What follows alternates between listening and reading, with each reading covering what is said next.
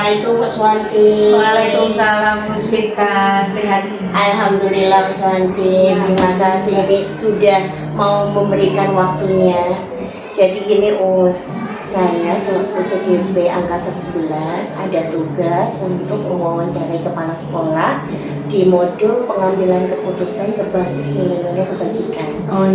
Di sini modul berapa itu? Modul 3.1. Oh iya. Nah, di sini ada beberapa pertanyaan untuk kepala sekolah. Jadi nanti minta tolong bagaimana pendapat Uswanti terkait pertanyaan-pertanyaan yang akan saya sampaikan. Oke. Uswanti? Insya Allah siap Us. Ini yang pertama. Jadi sebagai seorang kepala sekolah nih, selama ini bagaimana Uswanti itu dapat mengidentifikasi kasus-kasus yang merupakan dilema etika atau bujukan moral. Jadi selama ini ketika kita pengambilan keputusan ya sering sekali kita dihadapkan sebuah kebimbangan gitu ya. Kita mau mengambil keputusan yang mana gitu ya. Selama ini secara pribadi saya berusaha untuk bagaimana ya menyelesaikan sebuah masalah itu tetap dengan cara-cara yang sederhana gitu ya. Sehingga walaupun masalah itu besar tapi ketika bisa diselesaikan dengan cara-cara yang sederhana lebih nyaman gitu ya. Dan kalau misalnya sama-sama baik gitu ya, ini dua hal dan kita harus memilih sama baik itu barangkali kita akan skala prioritas mana kepentingan yang itu berpihak dengan untuk kepentingan lembaga yang lebih besar atau hanya itu kepentingan seseorang guru begitu ya, sehingga prioritas itu penting. Baik Uswanti, selama ini nih bagaimana Uswanti menjalankan pengambilan keputusan di sekolah, terutama untuk kasus-kasus di mana ada dua kepentingan yang sama-sama benar atau sama-sama mengandung nilai kebajikan.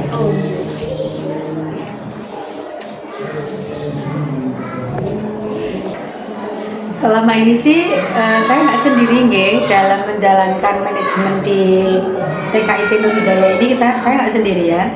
Ada tim dari pimpinan sekolah yang membersamai. Kita biasa untuk mencari mufakat gitu ya. Jadi kita syuruhkan di dalam pimpinan sekolah permasalahan yang harus kita ambil kebijakan bersama gitu ya. Dari hasil musyawarah inilah akhirnya kita membuat sebuah rekomendasi apa yang harus kita jalankan gitu. Karena setiap pimpinan itu pasti punya cara pandang yang berbeda. Disinilah seninya mengatur gitu ya. Sehingga selain kita memberdayakan seluruh wakil pimpinan sekolah gitu ya, kita menghidupkan budaya untuk bermufakat sebagaimana Rasulullah biasakan. Baik Us. Kemudian langkah-langkah atau prosedur seperti apa nih yang biasa Uswanti lakukan selama ini? Jadi tergantung permasalahan yang ada nggih. Jadi kalau masalah itu sederhana begitu, bismillah ya, ketika hati kita itu ikhlas gitu mimpin di sini gitu kita selesaikan, dan insya Allah ketika kita sampaikan ke teman-teman itu tidak menjadi sebuah problematika. Tetapi ketika itu permasalahan itu besar gitu ya, dan kita butuh teman-teman, pimpinan, semua SDM itu bersuara atau menyampaikan pendapatnya gitu ya, kita akan kasih kesempatan itu. Karena tidak semua keputusan itu diselesaikan pada waktu itu.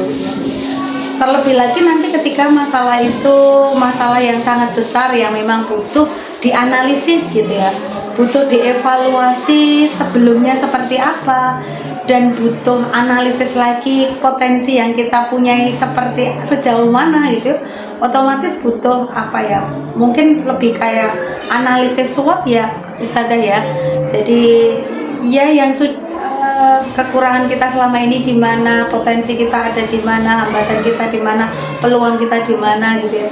Otomatis langkah-langkah antara menyelesaikan satu masalah dengan masalah yang lain itu berbeda, tergantung apa masalah yang kita hadapi. Jadi antara mufakat ada, antara keputusan yang harus segera ada, antara yang perlu dianalisis bersama ada yang harus kita minta pertimbangan dengan yayasan juga ada. Saya mau tekan apa ya Bu ya? Kemudian hal-hal apa yang selama ini Uswati anggap efektif dalam pengambilan keputusan pada kasus-kasus dilema etika? Ya. Jadi ini ya tidak dipungkiri ya, kita tuh wanita gitu, kepala sekolah seorang wanita pun ketika pengambilan keputusan tidak diperbolehkan hanya membawa emosi atau perasaan saja, tetapi berbasis dari tujuan. Kembali lagi kita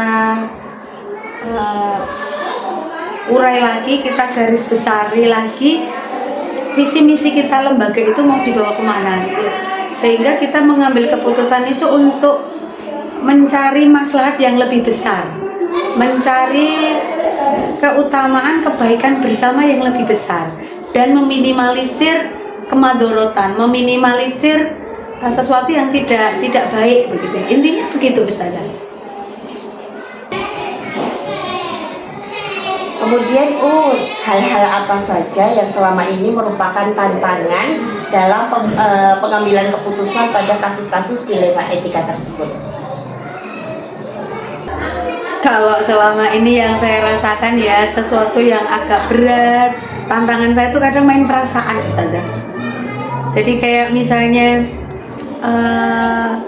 seperti terkait dengan pembayaran sekolah lah gitu ya, kayak piutang sekolah itu kan juga tidak bisa kita abaikan gitu ya. Jadi ketika kita menghadapi orang tua wali murid dengan problematika beliau gitu ya, kenapa mereka tidak bisa membayar biaya sekolah gitu, dari sisi hati yang paling dalam gitu kan juga agak berat ketika harus menyampaikan punishment atau menyampaikan SOP yang ada gitu ya.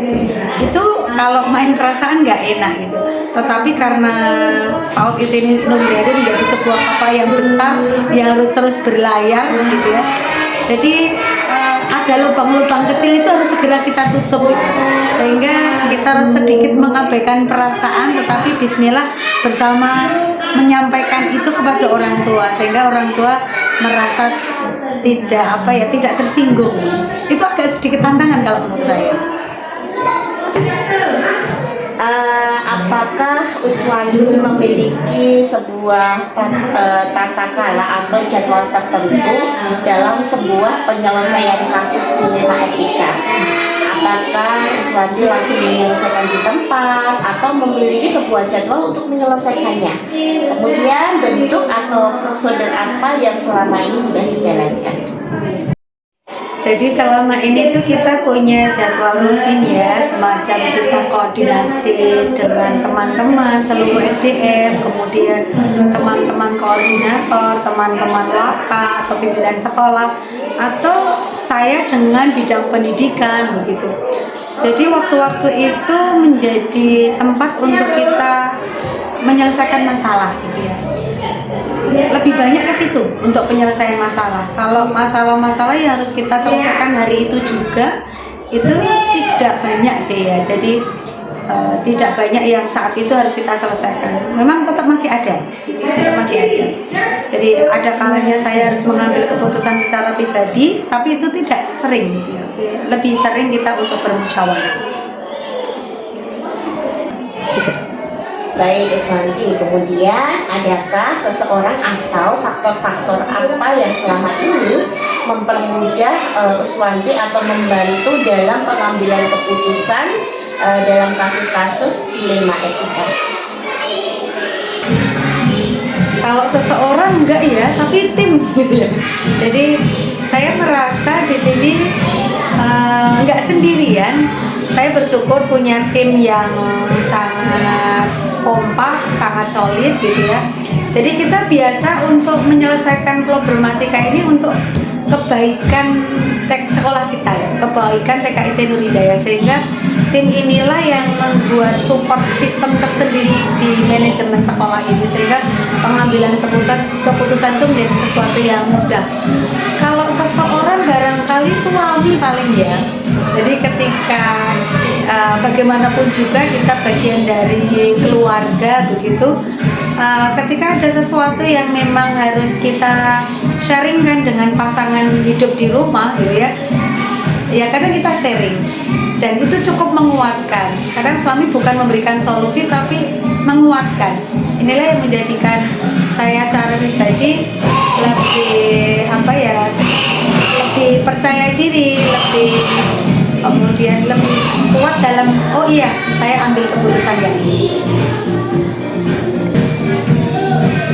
Baik, ini Uswati terakhir nih, dari semua hal yang telah disampaikan tadi, pembelajaran apa yang bisa dipetik dari pengalaman Uswati mengambil keputusan dilema etika? Jadi pada intinya ketika kita sebagai kepala sekolah gitu ya, ketika menghadapi sebuah problematika yang besar itu, kita itu bukan siapa-siapa dan bukan apa-apa tanpa Allah yang membantu gitu. Jadi ya malam itu tahajud terlebih dahulu gitu ya. Kita menekan hati kalau bahasa Jawa ya. Kita pasrah sama Allah dan bismillah pasti Allah memberikan jalan gitu. Jadi kemudian kita nggak merasa super power gitu ya. Kita bersyukur dan memaksimalkan potensi teman-teman yang ada, seluruh tim di pimpinan sekolah. Kemudian juga kalau dengan yayasan itu mereka adalah orang tua kita gitu ya. Jadi ada apa-apa itu seperti kita anak, yayasan adalah orang tua, ya kita mendekat dan minta beliau untuk memberikan tausiahnya, nasihatnya gitu ya, sehingga itu cukup menguatkan kita. Jadi kita membesarkan TKI Tni Hidayah kita nggak sendirian, punya teman-teman yang sangat mensupport gitu ya. Jadi mensyukuri aja semua yang ada. Baik, Insya Allah terima kasih Nik Swanti sudah banyak wawasan ya. Jadi dari wawancara ini bisa jadi punya banyak wawasan bagaimana seorang kepala sekolah itu mengambil sebuah keputusan dalam kasus dilema etika. Terima kasih untuk waktunya Swanti. Sama-sama Usika, semoga dimudahkan lancar. Amin. Barokah Amin. Sebagai guru penggerak. Terima kasih sudah bergabung ya. Terima kasih Us. Waalaikumsalam Ustazah Ika, Ustazah Ningsih, sehat selalu, semangat, semangat sudah mencapai akhir. Baik, ini Ustaz Rahmat Haryati kami ucapkan terima kasih sudah meluangkan waktunya untuk kami berdua melakukan wawancara dalam tugas modul 3.1 tentang pengambilan keputusan berbasis nilai kebajikan. Jadi ada beberapa pertanyaan yang akan kami sampaikan ke Ustadz Rahmat Haryati selaku kepala sekolah terkait dengan pengambilan keputusan. Masya Allah. Mudah-mudahan nanti bisa menjawab dengan baik dan lancar ya.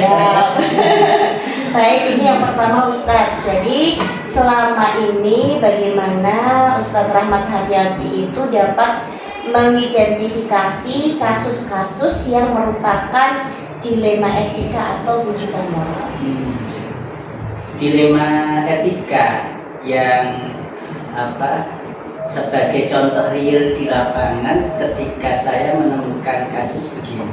Sebagai kepala sekolah harus memberikan laporan pendidikan murid, LHPS utamanya, atau mungkin ijazah begitu ya, kepada orang tua karena itu kewajiban sekolah.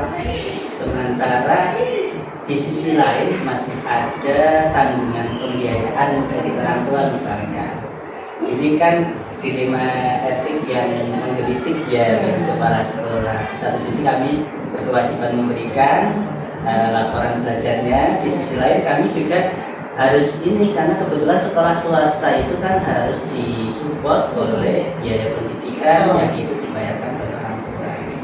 Nah, ketika menemukan salah satunya permasalahan seperti itu, kami mencoba dengan cara berkomunikasi langsung kepada pihak yang bersangkutan. Ya alhamdulillah tidak banyak, Prosentasenya ya tidak sesuatu yang besar begitu jumlah wali murid yang masih punya tanggungan. Tapi kan ini dilema harus diselesaikan. Ya. Kami melakukannya dengan komunikasi yang menyamankan semua pihak. Sebelum tes kita kita komunikasikan, ayah, bunda, ini mohon maaf masih ada tanggungan pembiayaan sekian untuk Anda. Mohon nanti ketika tes diusahakan sudah bisa dilunasi, sehingga nanti tidak mengganggu proses KPK, proses pendidikan Anda secara keseluruhan, secara umum. Itu kita lakukan sebelumnya, gitu. Artinya biar kemudian tidak mendadak memberitahu, ada waktu orang tua untuk mempersiapkan menyampaikan kewajibannya.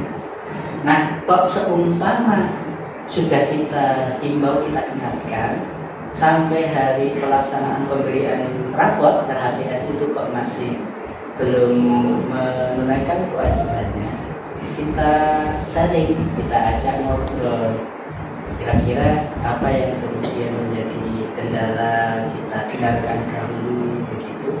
Kemudian ketika kita sudah saling memahami, oh ternyata dia masih memiliki tanggungan yang lain yang juga harus diselesaikan, kakaknya misalkan kuliah gitu. Sehingga memang harus ada kesepahaman di antara dua pihak. Nah, supaya kemudian sama-sama nyaman, kita buat surat kesepahaman bersama. Misal orang tua minta untuk diundur dalam waktu 1 bulan ke depan pembayarannya, tapi supaya lebih nyaman kita buat surat yang di situ ada tanda tangan di atas komitmen. Nah, sehingga nanti kita bisa kemudian mengingatkan, mudah-mudahan tidak harus diingatkan, orang tua kemudian juga menunaikan. Ini salah satu dilema etik yang cukup menggelitik, walaupun tidak banyak banget, tapi tentu supaya pendidikan lancar harus kita selesaikan. Jadi kuncinya di komunikasi, mencari solusi bersama, musyawarahkan. Baik Ustaz, pertanyaan selanjutnya ya Ustaz. Nah, ini selama ini bagaimana Ustaz Rahmadi sebagai kepala sekolah dalam pengambilan keputusan di sekolah Anda, termasuk kasus-kasus di mana tadi ada dua kepentingan yang sama-sama benar atau sama-sama mengandung nilai kebaikan. Misalkan ada sebuah kasus yang sama-sama itu benar, tapi harus memutuskan salah satunya, itu bagaimana Ustaz? Ya, dengan komunikasi, koordinasi, musyawarah, kemudian karena kita berbaik sangka orang tua, misalkan seperti contoh tadi ya, antara memberikan LHPS atau rapot dan satunya lagi orang tua belum membayar, itu kan sama-sama satu hal yang kita sikapi sebagai kebajikan yang harus kemudian kita selesaikan. Kita menggunakan model komunikasi yang menyamankan antara kami dari pihak sekolah dengan orang tua, karena memang dengan komunikasi yang nyaman biasanya akan kita dapatkan jalan solusi bersama.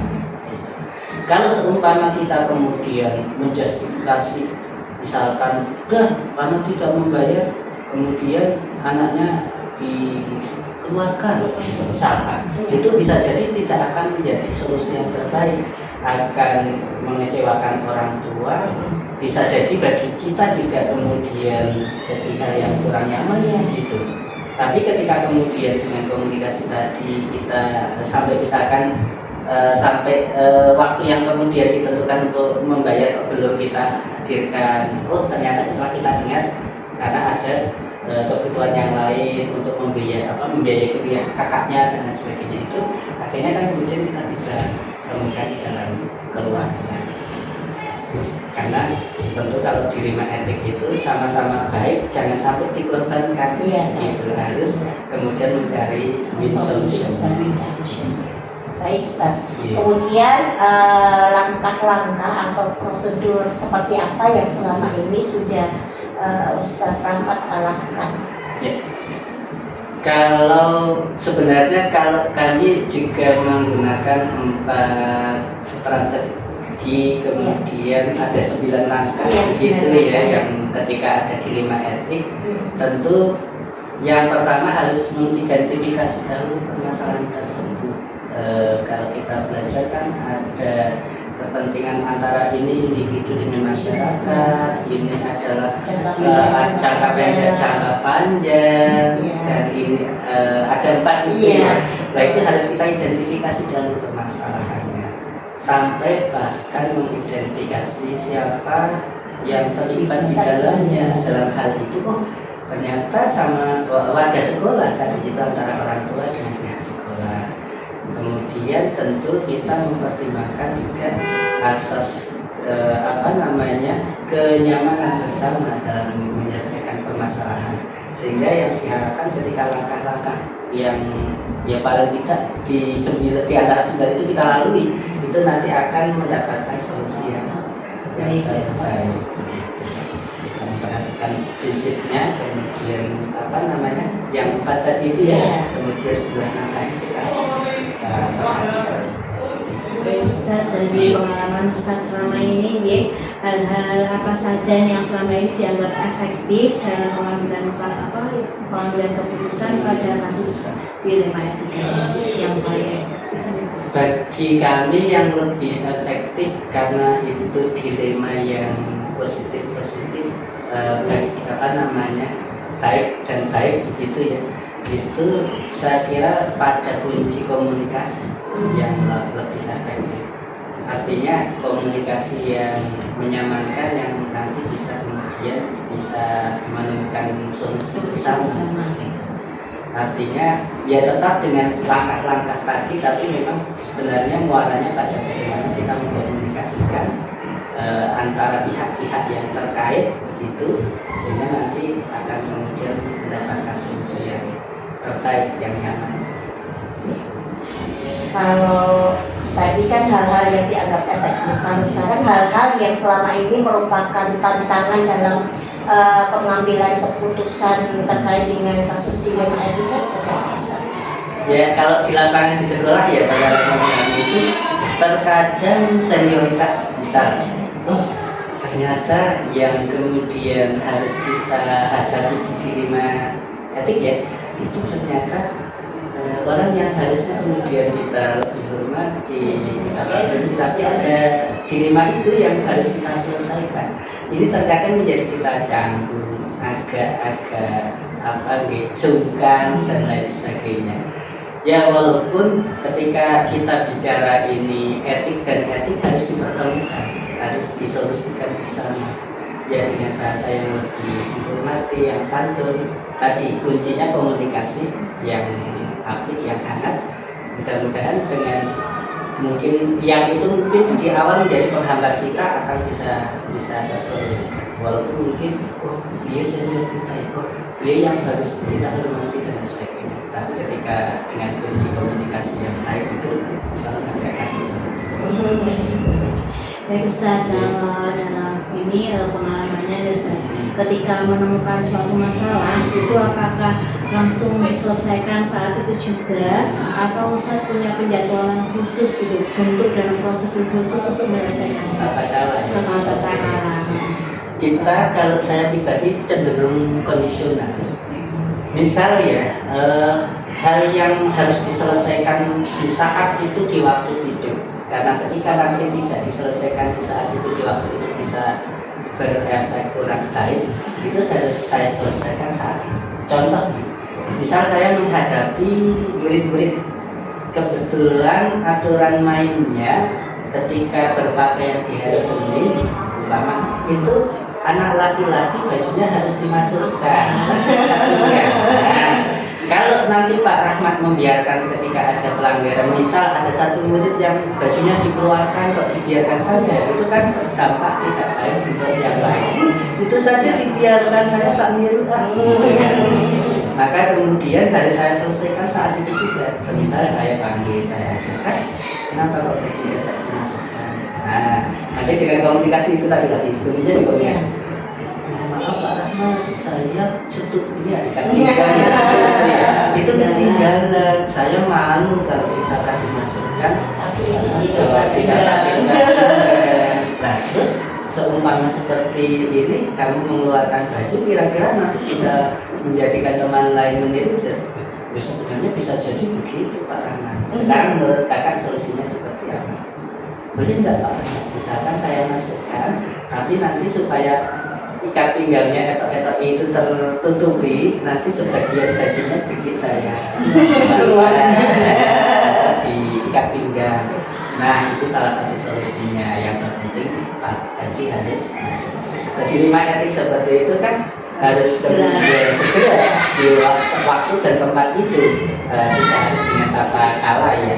Tapi kalau permasalahan misalkan tadi masalah terkait dengan aspek apa namanya pembiayaan pendidikan ya, dan kemudian kita harus memberikan rapor, itu harus kita tata waktunya. Misal tadi mengingatkan kita punya data apa namanya seperti tadi menyelesaikan harus berdasarkan fakta ya. Nah termasuk tadi misalkan kok kakaknya kuliah, oh berarti itu kan salah satu fakta. Kita cek di TU misalkan, oh ternyata benar kakaknya ada di sedang kuliah. Nah itu kan akan fakta itu juga nanti akan membantu dalam apa namanya 9 langkah. Iya. 9 langkah harus lakukan fakta itu. Nah ini kalau kemudian apa namanya kita tidak menata waktu ke ujung-ujung langsung di hari rapot langsung dipanggil kemudian kita apa berikan kuning atau kartu merah, itu nanti kan sangat tidak etis. Sehingga tata kalanya ya tadi sebelum tes sudah kita ingatkan, kemudian kita tunggu ketika baiknya. Oh kalau ketika tes kemudian belum kita hadirkan untuk musyawarah. Sehingga ya kondisional, ada yang harus saat itu waktu itu dan di tempat itu, ada yang pakai tata waktu. Baik, kalau terkait dengan tadi penyelesaian dilema etika, adakah seseorang atau faktor-faktor apa yang selama ini mempermudah atau membantu Ustaz Rahman Haryati dalam pengambilan keputusan dalam kasus-kasus dilema etika? Ya, terkadang dilema etik yang mungkin dalam hal ini perlu penyelesaian permasalahan, penyelesaian yang apa namanya harus berhati-hati. Saya memang terkadang membutuhkan tim dalam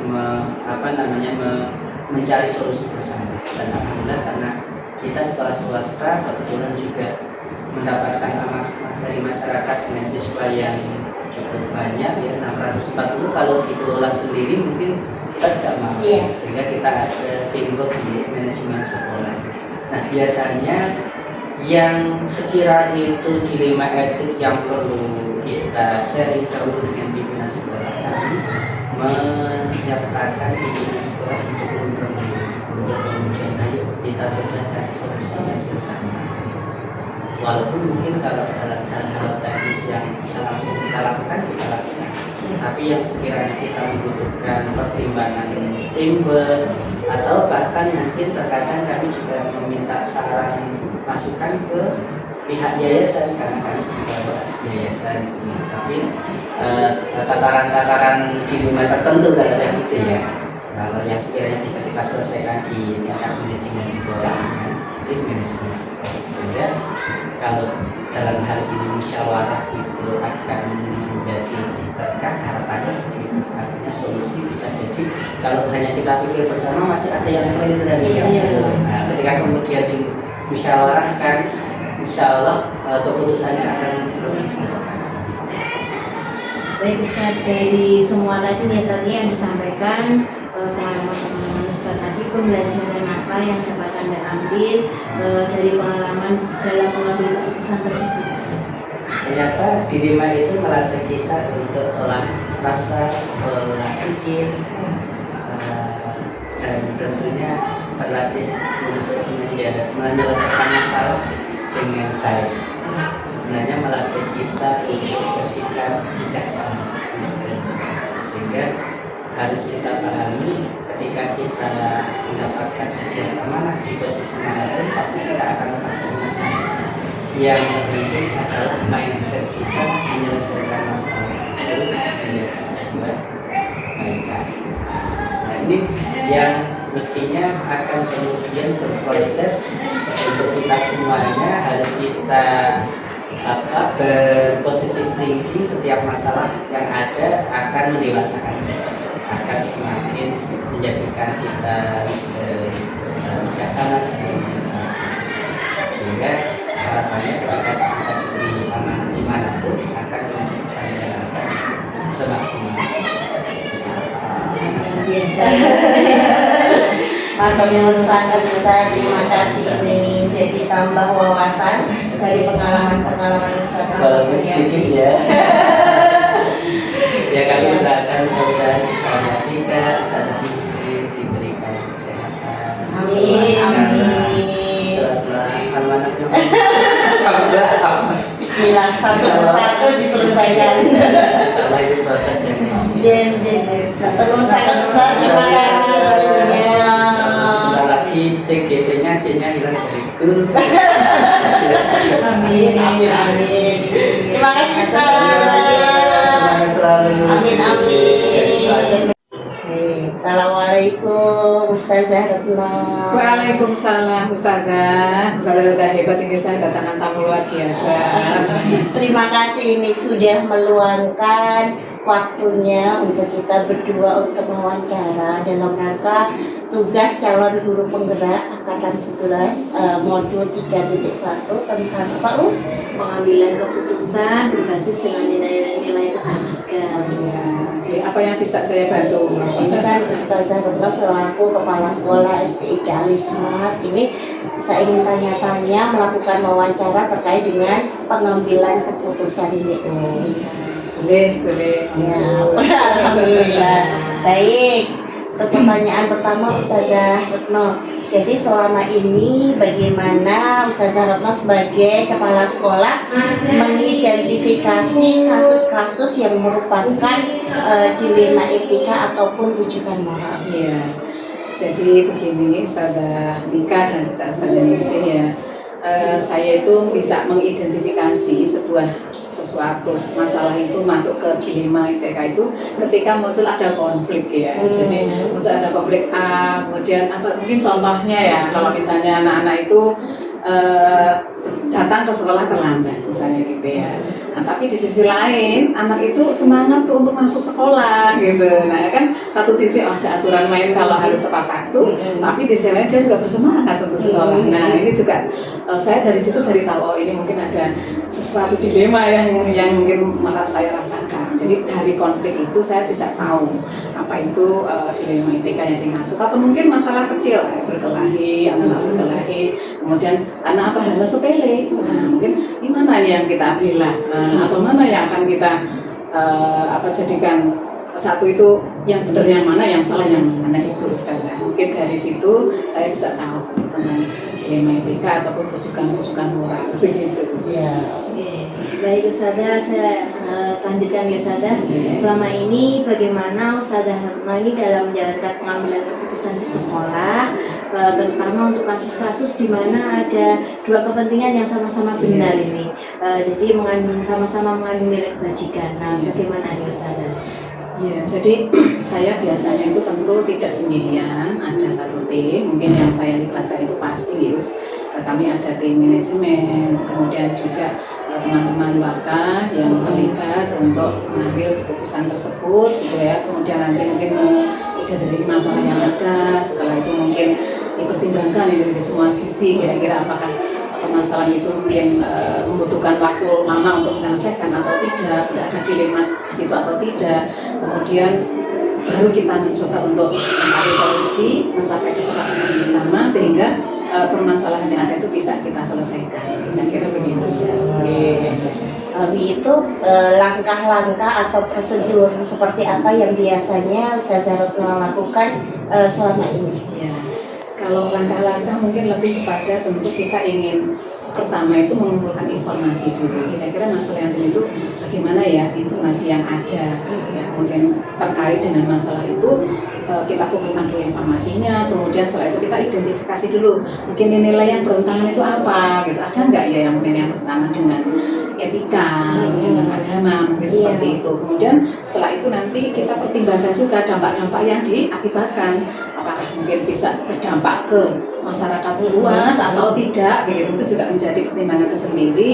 Kemudian setelah itu juga mendiskusikan ya dengan tim sambil nanti mencoba mencari titik temu keputusan yang harus diambil, tentunya berdasarkan analisis yang ada, lalu kita buat rencana selanjutnya kita laksanakan apa yang menjadi keputusan bersama tadi gitu ya. Mungkin kira-kira begitu. Luar biasa gitu ya Ustazah. Terus selama ini hal-hal efektif apa Ustazah yang sudah Anda Ustazah alami dalam menurut Ustazah yang paling efektif dalam pengambilan keputusan ini? Iya. Jadi menurut saya hal-hal yang paling efektif ketika saya mengambil sebuah keputusan itu melibatkan berbagai pihak.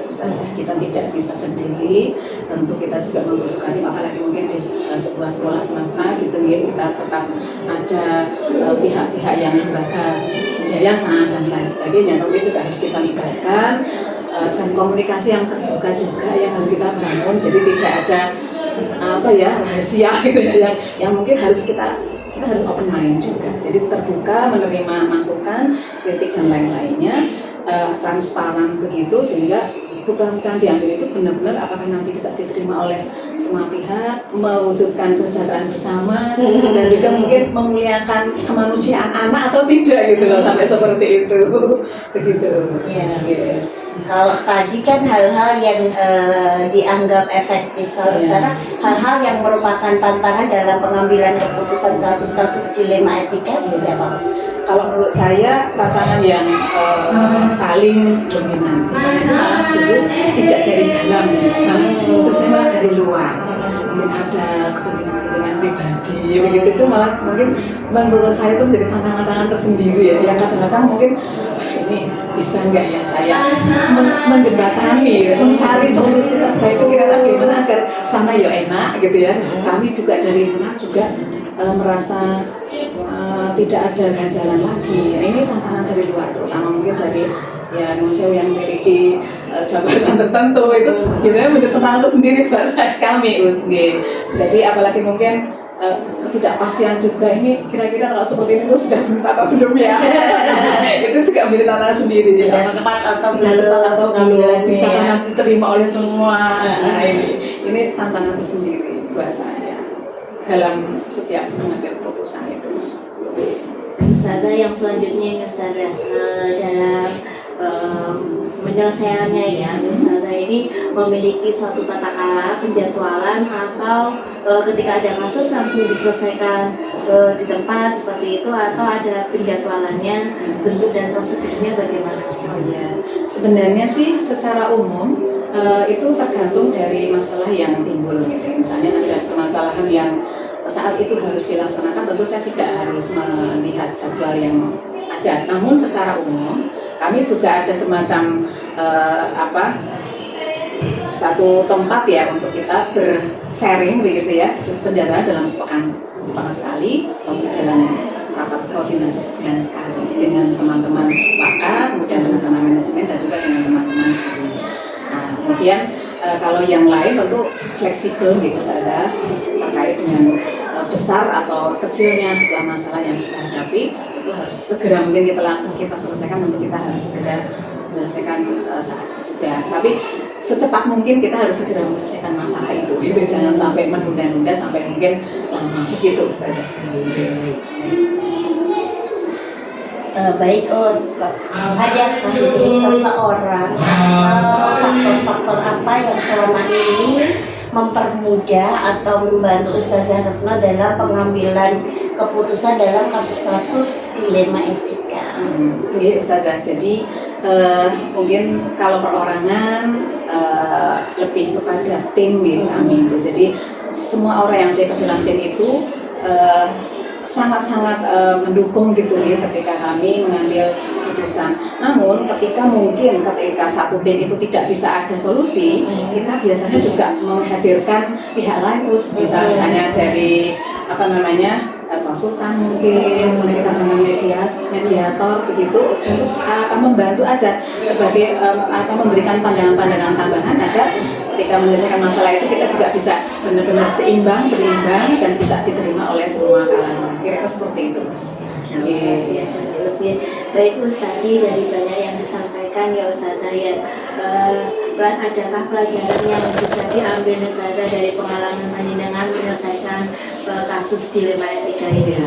Memang luar biasa nih dalam sebuah kasus dilema etika ataupun satunya tadi dilema moral itu ya, rujukan moral ini benar-benar memberikan pembelajaran tersendiri buat saya. Di sana itu pentingnya komunikasi dan transparansi misalnya. Jadi selain itu juga mungkin kedekatan kita dengan Sang Pencipta itu juga sangat menentukan begitu ya, agar kita tuh bisa mendapatkan refresh atau mungkin jernihan berpikir gitu ya. Jadi kondisi emosional sosial kita juga emosi kita juga bisa stabil gitu ya, ketika mengambil keputusan itu tidak bimbang dan lain sebagainya. Tapi sesama teman ya, atau teman sejawat atau mungkin juga dengan pengelola dari sekolah ataupun lembaga ataupun yayasan, tentu kita juga dibutuhkan komunikasi yang tepat, kemudian juga transparansi tadi. Gitu, mungkin itu pembelajaran yang saya dapatkan. Ya Allah, luar biasa ya sudah ya. Banyak pengalaman-pengalaman seru ya yang bisa menjadi wawasan baru buat kita ya Us. Terima kasih sudah berbagi, terima kasih sudah meluangkan waktunya. Terima kasih juga, mungkin pertanyaan tadi sangat memotivasi saya juga ini untuk berpikir lebih visioner ke depan ya dengan sekolah, dan semoga program guru penggeraknya dari Ustazah Vika dan juga Ustazah Ningsih bisa lulus, bisa sukses, lancar dan dimudahkan semua prosesnya. Terima kasih. Selamat dan sukses. Terima kasih Ustazah. Terima kasih waktunya, Ustazah.